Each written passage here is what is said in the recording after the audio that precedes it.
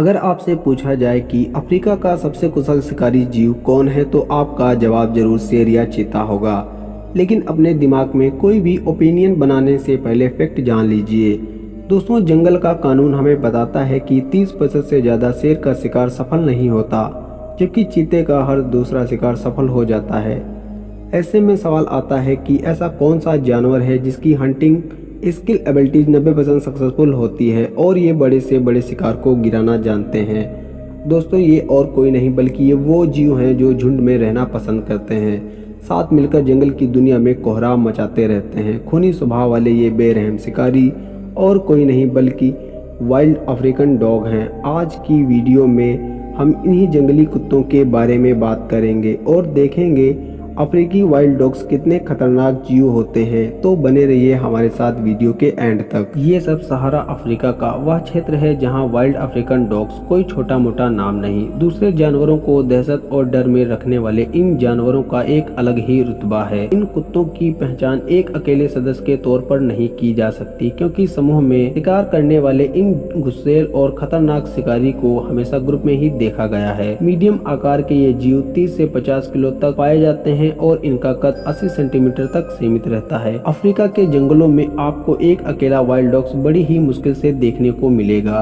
इनके एक समूह में कम से कम 30 से 40 सदस्य रहते हैं, जिनमें एक अल्फा फीमेल होती है और एक अल्फा मेल होता है, जबकि बाकी के सदस्य लगभग इनके ही बच्चे होते हैं। अफ्रीकन वाइल्ड डॉग्स में केवल अल्फा मेल और अल्फा फीमेल को ही ब्रीड करने का अधिकार होता है, जबकि बाकी के वाइल्ड डॉग्स का काम उनकी देख रेख और उनका पालन पोषण का होता है। जो ऐसा नहीं करने वाले सदस्य का समूह छोड़कर बाहर निकलने के लिए मजबूर किया जाता है, वो अपने दूसरे समूह का निर्माण कर सकते हैं और दूसरे समूह में जाकर मिल सकते हैं।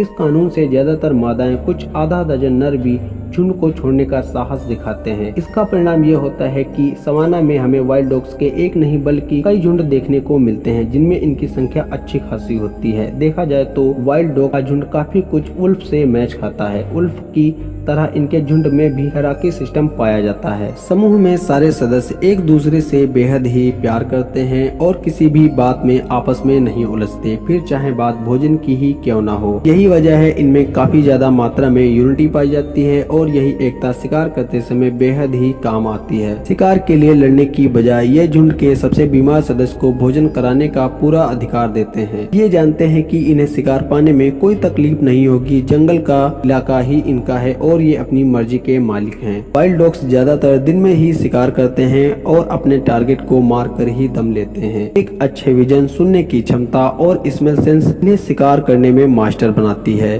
इसके अलावा आप अंदाजा लगा सकते हैं कि कुत्तों का एक बहुत बड़ा झुंड एक अकेले जानवर पर जब टूटता होगा तब कैसा मंजर होता होगा। सवाना में जब कभी इन्हें शिकार में सफलता हासिल होती है तो अफ्रीकी वाइल्ड डॉग्स को दिन में 2 केजी मीट खाने को मिलता है। हालांकि ऐसे भी मामले सामने आए हैं जहां एक अकेले सदस्य को 8 केजी मीट खाने का मौका मिला हो। अफ्रीकी वाइल्ड डॉग्स की सबसे बड़ी खास बात यह है कि ये कभी किसी दूसरे जानवर द्वारा छोड़े गए शिकार पर अपनी दिलचस्पी नहीं दिखाते, बल्कि इन्हें दूसरे बड़े शिकारी से शिकार को छीनने में इनको बहुत मजा आता है। बात करते हैं इनके मुख्य शिकार की, तो वाइल्ड डॉग्स को कई सारे जानवरों की प्रजातियों को खाने की कोशिश करते हैं, लेकिन विशेष रूप से ये एंटीलोप, जेब्रा जैसे बड़े मध्यम आकार के जीवों को अपना शिकार बनाते हैं। इस बात में कोई दो राय नहीं है कि शिकार करते समय इनकी रफ्तार और फुर्ती कमाल की होती है। ऐसे ही अमेजिंग फैक्ट के लिए हमारे चैनल को जरूर सब्सक्राइब करें।